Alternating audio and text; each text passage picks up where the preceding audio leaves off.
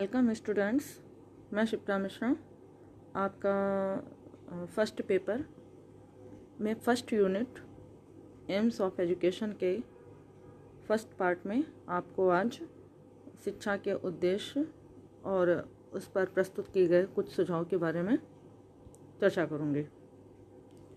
सबसे पहले बात करते हैं उसके अर्थ की या उसकी परिभाषा की, यानी कि meaning and definition of aims of education. जैसे कि उद्देश्य से आप क्या समझते हैं? एक ऐसी दिशा, एक ऐसा डायरेक्शन जो हमें परिणति तक ले जाता हो, क्योंकि शिक्षा एक जीवन पर्यंत चलने वाली सामाजिक प्रक्रिया है और शिक्षा को ही आधार बनाकर हम किसी भी देश का विकास, उसकी प्राथमिकताओं का आकलन कर सकते हैं। और अगर उद्देश्य को हम एक उसमें मीनिंग बताएं तो उत प्लस दिशा, यानी कि उत का मीन्स ऊपर की तरफ, दिशा मीन्स हमें जिस दिशा में चलना है, यानी सही डायरेक्शन में। इसके अकॉर्डिंगली हम ये कह सकते हैं कि उद्देश्य एक पूर्ण लक्षित दर्शित लक्ष्य है जो किसी क्रिया को संचालित करता है अथवा व्यवहार को प्रेरित करता है। तो शिक्षा का उद्देश्य जो है वो एक ऐसा कथन होता है जो व्यक्ति में वांछित परिवर्तन के आदर्श स्थिति की ओर संकेत करता है, ऐसी आदर्श स्थिति जिसे सीमा में नहीं बांधा जा सकता। इसके अलावा हम इस तरह से भी इसको समझ सकते हैं। बी.डी. भाटिया ने एक बात कही है कि उद्देश्य के ज्ञान के बिना जो शिक्षक है उस नाविक के समान होता है जिसे अपने लक्ष्य का ज्ञान नहीं होता, और जो शिक्षार्थी है वो उस पतवार विहीन नौका के समान है जो समुद्र की लहरों के थपेड़े खाती हुई तट की ओर बहती जा रही है। अर्थात कहने का मतलब है कि हमारे उद्देश्यों का होना बहुत ही अनिवार्य है। बिना उद्देश्य के हम दिशा विहीन होकर भटकते रहेंगे। साथ ही जब तक हमारे सामने एक उद्देश्य नहीं होगा, हम अपने उन लक्ष्यों को भी प्राप्त करने में असमर्थ रहेंगे।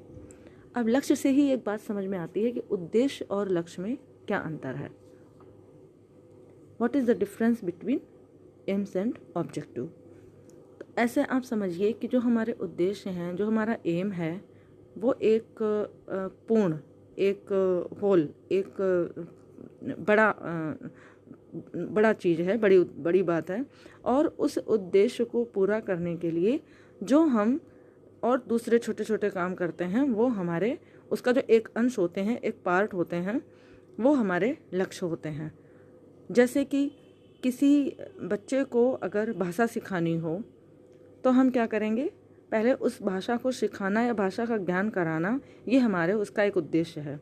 और इस भाषा को सीखने के लिए वर्णों का ज्ञान, उच्चारण, उसका प्रयोग, वाक्य रचना, ये सब क्या है? ये उसके छोटे छोटे लक्ष्य हैं। यानी किसी एक बहुत बड़े उद्देश्य को प्राप्त करने के लिए हम छोटे छोटे लक्ष्यों तक गुजरते हैं।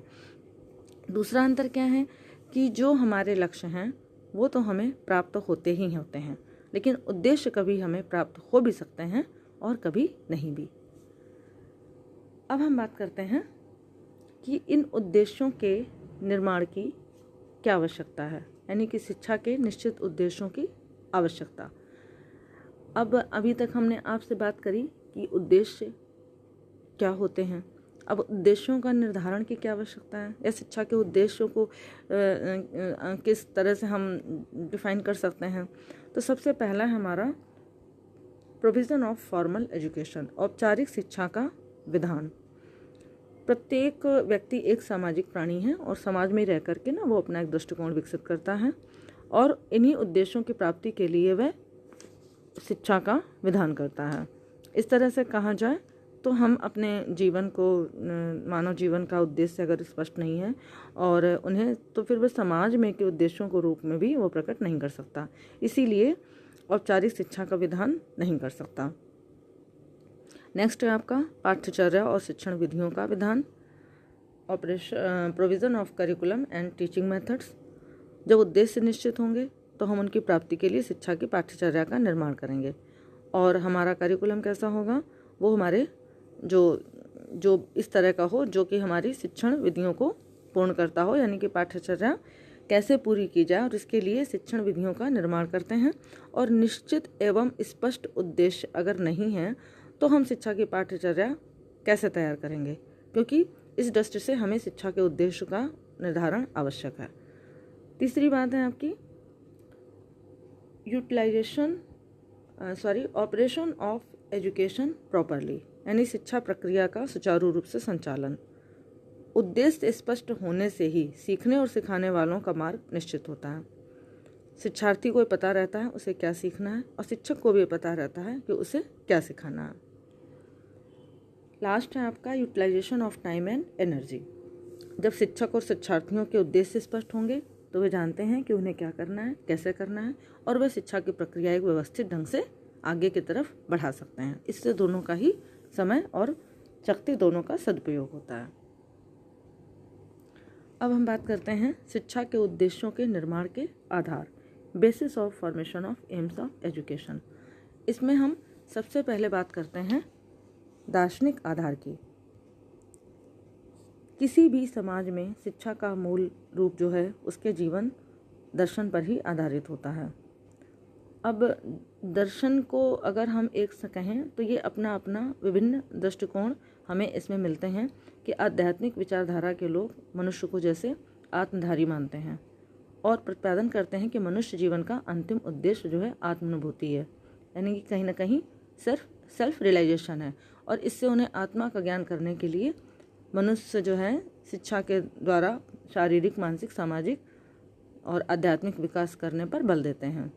तो जो दार्शनिक आधार है वो हमें कहीं ना कहीं शिक्षा के लिए एक भौतिकवादी दार्शनिक आत्मा परमात्मा के चूंकि अस्तित्व को नहीं मानते हैं तो वो मनुष्य को इस जीवन का ही सत्य मानते हैं। इसीलिए वे उसके आध्यात्मिक विकास की बात नहीं सोचते और वे इस भौतिक जगत के पदार्थों एवं क्रियाओं का ज्ञान करा देना चाहते हैं, जिससे वे उनका अधिकतम उपयोग कर सुख प्राप्त कर सके। उनकी दृष्टि से यही शिक्षा का उद्देश्य होना चाहिए। फिर नेक्स्ट है आपका सोशलॉजिकल बेसिस, समाजशास्त्रीय आधार। समाज के बिना कोई भी जीवन शैली नहीं हो सकती है। हम समाज में रहते हैं तो हम समाज की संरचना, उसकी संस्कृति और उसके धार्मिक स्थिति और उसकी शिक्षा के स्वरूप को निश्चित करने का मुख्य आधार होता है। जैसे कि किसी भी समाज में जिस प्रकार के समाज में जैसी चीज़ें होती हैं वैसी ही वहाँ की संस्कृति और वही उसका मूल आधार होता है। यानी कि रहन सहन, रीति रिवाज, जो भी चीज़ें हैं वो हम पीढ़ी दर पीढ़ी ट्रांसफ़र करते हैं और शिक्षा का क्या कार्य है कि वह उनकी इसमें सहायता करता है। तो इससे ये बात समझ में आती है कि जीवन पर धर्म का कितना प्रभाव है ये भी आप जानते हैं और समाज का कितना प्रभाव है, क्योंकि समाज जो है वो परिवर्तनशील है। तो जैसे जैसे सामाजिक संरचना बदलेगी वैसे वैसे थोड़े बहुत उद्देश्य भी बदलेंगे। तो उपयोगी परिवर्तनों को वे स्वीकार कर लेता है और उसी आधार पर उद्देश्यों में परिवर्तन चलते रहते हैं, परिवर्तन करती रहती है। नेक्स्ट है आपका पॉलिटिकल बेसिस, राजनीतिक आधार। अगर हम इतिहास की तरफ दृष्टि डालें तो हमें पता चलेगा कि शिक्षा पर सबसे अधिक प्रभाव राज्य और राज्यतंत्र का पड़ता है। समाज में जैसी शासन प्रणाली होती है वैसे ही शिक्षा के उद्देश्य उसी के अनुसार निश्चित होते हैं। जिस देश में अपनी जैसी भी जैसे डेमोक्रेटिक हैं तो वहाँ पे थोड़े लिबरल हैं हमारे उद्देश्य, जैसे कि साम्यवादी व्यवस्था है तो वहाँ के उद्देश्य थोड़े कट्टर हैं या रिजिड हैं। तो समाज की राजनीतिक स्थिति भी उनके उद्देश्यों को कहीं ना कहीं पूरी तरह से प्रभावित करती है। नेक्स्ट है आपका साइकोलॉजिकल बेसिस। मनोवैज्ञानिक आधार में आपके ये मान के चला जाता है कि हर बच्चे की प्रवृत्ति, रुझान, जन्मजाति प्रवृत्तियाँ, उसका योग्यता, वो सब डिफरेंट है। तो जो शिक्षा दी जाए वो इस तरह की हो जो उनके इंडिविजुअल पर्सनालिटी को ध्यान में रखकर दी जाए। तो उसके शारीरिक, मानसिक और संवेगात्मक स्थितियों को ध्यान में रखते हुए शिक्षा का प्रावधान है। तो जो एक बात समझ में आती कि मनोविज्ञान ने शिक्षा के बहुत सारे उद्देश्यों को निश्चित कर दिया है, क्योंकि वह एक ऐसी हमें स्थिति प्रदान करता है जिसमें हम मनोवैज्ञानिक रूप से अध्ययन करते हुए उन्हें शिक्षा की व्यवस्था करते हैं। नेक्स्ट है आपका वैज्ञानिक आधार, साइंटिफिक बेसिस। आज विज्ञान का युग है। आज विज्ञान के बिना कोई भी चीज़ संभव नहीं है। ऑनलाइन सारी क्लासेस और आपका आईसीटी, कम्युनिकेशन, ये सब विज्ञान ने बहुत तरक्की की है और ये सब कहीं ना कहीं आपको एक बेस प्रदान करता है कि हम सारे अंधविश्वासों से निकलकर एक ज्ञान की तरफ बढ़ें, सत्य की तरफ बढ़ें। तो आज की जो शिक्षा है उसका उद्देश्य जो है तकनीकी रूप से भी प्रभावित होते हुए नजर आते हैं। नेक्स्ट आपका है aims of education in relation to time and place. समय और उसके काल के अनुसार, परिस्थिति के अनुसार शिक्षा के क्या उद्देश्य हैं। आप सभी को पता है कि जैसे जैसे समय और परिस्थिति बदलती रहती हैं वैसे वैसे उद्देश्य भी हमारे बदलते रहते हैं। अगर हम स्टार्ट करें सबसे पहले एजुकेशनल एम्स इन एंशिएंट इंडिया, प्राचीन भारत में शिक्षा के उद्देश्य। तो प्राचीन भारत में शिक्षा के उद्देश्य क्या थे? वैदिक कालीन शिक्षा जो थी उस समय की, तो वहाँ पे ईश्वर भक्ति, चरित्र का निर्माण, व्यक्तित्व का विकास, सामाजिक कुशलता का विकास। इसके बाद हम बात करते हैं ब्राह्मणकालीन शिक्षा के उद्देश्य। तब तक आते आते ब्राह्मणकालीन से वैदिक कालीन शिक्षा की तरफ आध्यात्मिक विकास, शारीरिक विकास, चारित्रिक विकास और कहीं ना कहीं एकांतवास का संयम या इंद्रिय निग्रह या समानता का पोषण। इसके बाद में हम बात करते हैं educational AIIMS of Buddhist education, यानी कि बौद्ध धर्म के समय में शिक्षा के क्या उद्देश्य थे? ज्ञान का विकास, चरित्र निर्माण, कला कौशल व्यवसाय की शिक्षा और बौद्ध धर्म की शिक्षा। नेक्स्ट है आपका educational AIIMS in independent India, British कालीन शिक्षा के उद्देश्य। इसके पहले बीच में इसमें एक पॉइंट स्किप हो गया है, मध्यकालीन मुस्लिम शिक्षा। मुस्लिम शिक्षा के उद्देश्य थे ज्ञान का प्रसार, इस्लाम धर्म का प्रचार, चरित्र का निर्माण और सांसारिक ऐश्वर्य की प्राप्ति। लास्ट में आपका आता है educational AIIMS in independent India, यानी ब्रिटिश कालीन शिक्षा के उद्देश्य के बाद जो स्वतंत्र भारत के शिक्षा के उद्देश्य थे उसमें चूँकि ब्रिटिश कालीन शिक्षा के टाइम पे भी अंग्रेज़ों का अंग्रेजी भाषा, साहित्य का प्रसार, पाश्चात्य ज्ञान विज्ञान से परिचित कराना और ब्रिटिश साम्राज्य का संगठन, और इसके बाद जब स्वतंत्र भारत का टाइम आया तो वो शिक्षा के उद्देश्य में कुछ निश्चित सुझाव भी दिए गए। साथ में इसमें पंडित नेहरू का एक स्टेटमेंट भी आता है कि शिक्षा को संतुलित मानव का विकास करना चाहिए और युवकों को समाज के लिए लाभप्रद कार्यों को करने और सामूहिक जीवन में भाग लेने के लिए तैयार करना चाहिए। पर जब समाज में दिन प्रतिदिन परिवर्तन हो तब ये बताना कठिन है कि युवकों को किस प्रकार तैयार किया जाए और शिक्षा के क्या उद्देश्य हों। इस तरह से हम देखते हैं कि शिक्षा के उद्देश्य आपके प्राचीन भारत से लेकर के आधुनिक भारत तक कहीं ना कहीं थोड़े बहुत बदलते चले गए।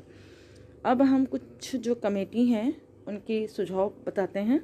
जैसे कि सबसे पहला है aims of education as recommended by secondary education commission, या इसे मुदालियर कमीशन भी कहा गया। मुदालियर कमीशन का सबसे पहला उद्देश्य है प्रजातांत्रिक नागरिकता का विकास, डेवलपमेंट ऑफ डेमोक्रेटिक सिटीजनशिप। तो ये कह रहे हैं भारत में जो है अपने संपूर्ण प्रभुत्व संपन्न प्रजातंत्रात्मक गणराज्य की सर्वोच्च शक्ति है और उसी के हाथ में शासकों को निर्वाचित करने का अधिकार है। तो इस तरह से इसलिए शिक्षा का उद्देश्य जो है ऐसे नागरिकों का निर्माण करना है जिनमें परोपकार हो, ईमानदारी हो, कर्तव्य पालन की भावना हो और राष्ट्र के प्रति अटूट भक्ति भावना हो। फिर आपका नेक्स्ट है व्यावसायिक कुशलता का उद्देश्य इम्प्रूवमेंट ऑफ वोकेशनल एफिशिएंसी। जीविकोपार्जन के लिए किसी भी छात्र को ना भटकना पड़े, मीन्स आपने जो भी शिक्षा प्राप्त की है उसके बाद आपको एक अच्छी जॉब मिले, उसके लिए कोई ना कोई व्यावसायिक प्रशिक्षण भी दिया जाए ताकि उसके बाद आप स्वावलंबी बन सकें और आप कहीं ना कहीं जॉब पा सकें। फिर है आपका नेक्स्ट डेवलपमेंट ऑफ पर्सनालिटी, व्यक्तित्व का पूर्ण विकास। ये इसका सबसे इम्पॉर्टेंट है तीसरा उद्देश्य कि इसमें व्यक्तित्व का सर्वांगीण विकास करना है, यानी कि उसकी mental, physical, emotional, social and spiritual सब तरह का डेवलपमेंट और उनके अंदर उन गुणों को विकसित करना और ऐसी क्षमता उत्पन्न करना जिससे कि वे अधिक से अधिक क्रिएटिव कार्यों में अपना सहयोग दे सकें। लास्ट है आपका एजुकेशन ऑफ लीडरशिप, यानी कि नेतृत्व के लिए शिक्षा। तो ये मान के चला जाता है कि हमारी शिक्षा का जो उद्देश्य है वो विद्यार्थियों में कहीं ना कहीं लीडरशिप के गुण को विकसित करना है, जिससे वे जीवन के हर क्षेत्र में भली भांति अपने उत्तरदायित्व का निर्वहन कर सकें। नेक्स्ट है आपका AIIMS of education is recommended by national education commission, या आपका कोठारी कमीशन भी कहलाता है। कोठारी कमीशन ने राष्ट्रीय पुनर्निर्माण की समस्याओं और जीवन की आवश्यकताओं को दृष्टि में रखते हुए कुछ उद्देश्य बताए, जिसमें सबसे पहला है टू इंक्रीज प्रोडक्शन, उत्पादन में वृद्धि। जैसे कि भारत जो है वो तो एक कृषि प्रधान देश रहा है, और यहाँ पर हमारे यहाँ पे उत्पादन क्षमता कभी कम रही है, कभी खेती की या कभी उर्वरकों की या वैज्ञानिक उपकरणों की कमी, जिससे कि देश में एक तरह से भुखमरी, बेकारी ऐसी परिस्थितियाँ सामने आईं। तो इसका जो निदान है वो ये है कि प्रत्येक क्षेत्र में उत्पादन क्षमता को बढ़ाया जाए। तो इसलिए इस शिक्षा का उद्देश्य है उत्पादन में वृद्धि का होना, और इसके लिए उन्होंने विज्ञान की शिक्षा को इस पाठ्यक्रम का एक अंग बनाया, जिससे कि अधिक से अधिक कृषि व्यवस्था और जो चीज़ें हैं उन पे अच्छे से कंट्रोल किया जाए और उनके सारी समस्याओं का निदान किया जाए। फिर आपका सेकंड है development of social and national integration, यानी कि आप में सामाजिक और राष्ट्रीय एकता का कहीं ना कहीं विकास करना। तो आपके अंदर उन सभी चीज़ों का आयोग ने जो है कुछ, जैसे कि मान के चलते हैं कि कुछ विघटनकारी शक्तियाँ होती हैं जो हमेशा कोई ना कोई प्रांतीय, क्षेत्रीय, सांप्रदायिक दंगे ये सारी चीज़ों को भड़काते रहते हैं, तो जिससे कि देश की जो है राष्ट्रीय एकता ही खतरे में पड़ जाती है। तो ये इनका उद्देश्य है इस शिक्षा का ऐसा कि हम राष्ट्रीय एकता का विकास करें, जिससे शिक्षार्थियों के अंदर राष्ट्रभक्ति और उनके प्रति डिवोशन और अटूट प्रेम की भावना डेवलप हो सके। फिर है आपका मॉडर्नाइजेशन ऑफ नेशन, यानी कि राष्ट्र का आधुनिकीकरण करना। इसमें भी हम आधुनिकीकरण की बात कर रहे हैं तो ज्ञान विज्ञान का इसमें रोल होगा कि आज की टेक्नोलॉजी, इंडस्ट्रियलाइजेशन और विज्ञान, मतलब इन सब चीज़ों ने राष्ट्र को बहुत ही प्रगति की तरफ का दिशा दिया है। तो इस प्रकार आज के युग में हमारी शिक्षा का उद्देश्य राष्ट्र को आधुनिकीकरण करना है। नेक्स्ट है आपका development of social, moral and spiritual values. शिक्षा का प्रमुख उद्देश्य है सामाजिक, नैतिक और आध्यात्मिक विकास। तो इस आयोग ने भी इस आधुनिकता को जीवन शक्ति आध्यात्मिकता से ही लेनी है, और वो मान के चलते हैं कि जो हर व्यक्ति में चाहे जितना ज्ञान हो जाए, लेकिन फिर भी उसमें नैतिक और आध्यात्मिक गुणों का विकास की आवश्यकता है, ताकि हम अपनी जड़ों से कभी भी अलग ना हों और कोई एक ऐसा गैप न क्रिएट हो जाए जिससे हम अलग हो सकें और हमारे अंदर से मानवता जैसे गुण भी ना रह सकें। ठीक है, यानी कि हम पूरी तरह से पहले एक अच्छे नागरिक बने, जो कि हमारे मानवीय गुणों को अच्छा विकास करने का अवसर मिले। फिर है टू कंसोलिडेट डेमोक्रेसी, प्रजातंत्र को सुदृढ़ बनाना।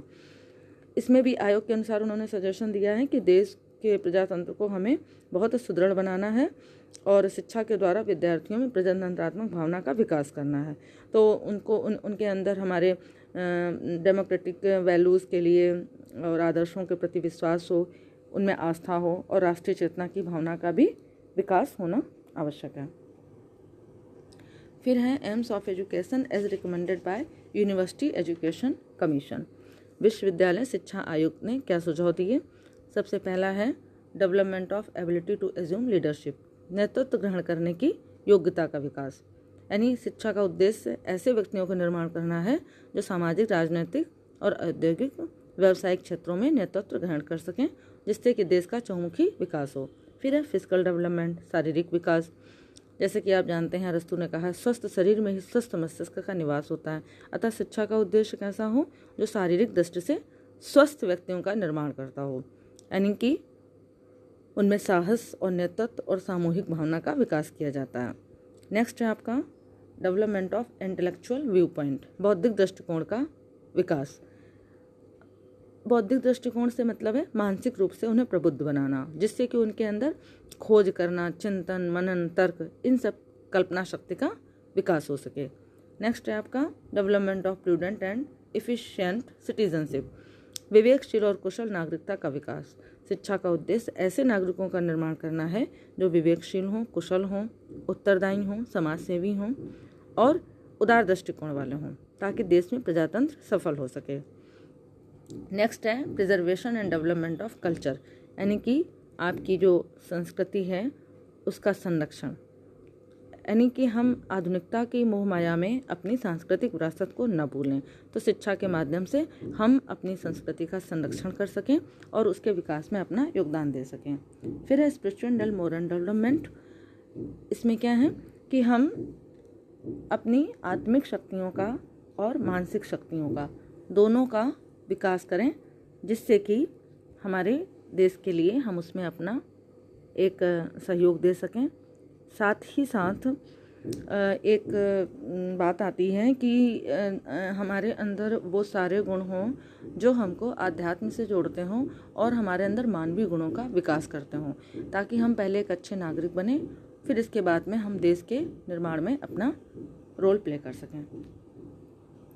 इसके बाद हम बात करते हैं AIIMS of education and national education policy 1986। राष्ट्रीय शिक्षा नीति ने अपना लक्ष्य जो है संपूर्ण देश में एक राष्ट्रीय शिक्षा व्यवस्था का विकास करना रखा, और एक शिक्षा की चुनौती में उन्होंने ये बोला हुआ है कि शिक्षा द्वारा व्यक्ति को सामाजिक और आर्थिक बेहतरी और उसकी सृजनशीलता पर जोर देना चाहिए। तो इसमें कौन कौन से पॉइंट हैं, जैसे व्यक्तित्व का शारीरिक, बौद्धिक और सौंदर्यपरक विकास, उसका inculcation of scientific aptitude, democratic character and spiritual values, adoption of healthy outlook towards work and hard work, attachment to secularism and social justice. यानी कि कुल मिला के राष्ट्रीय शिक्षा नीति ने जो भी पॉइंट्स अपने रखे उससे कंक्लूज़न में ये बातें आई कि आध्यात्मिक मूल्य, चारित्रिक और वैज्ञानिक और सौंदर्यपरक मूल्यों का विकास हो, और शारीरिक और सामाजिक और टेक्नोलॉजिकल और आर्थिक रूप से उनके प्रवेश में जागरूकता पैदा करना, और देश की एकता और उसको विकास को बनाए रखने की समर्पण की भावना हो, और अंतर्राष्ट्रीय समझ भी उनके अंदर विकसित हो। इस तरह हम देखते हैं कि हमने आज अपने आपके इस फर्स्ट पार्ट में शिक्षा का उद्देश्य के बारे में बताया कि शिक्षा के उद्देश्य से आप क्या समझते हैं और उसकी निर्माण की क्या आवश्यकता है, और समय स्थान से संबंधित शिक्षा के उद्देश्य क्या थे। इसके साथ आज का फर्स्ट पार्ट यहाँ कंप्लीट होता है। नेक्स्ट पार्ट 2 में हम इसके जनरल एम्स की भी चर्चा करेंगे।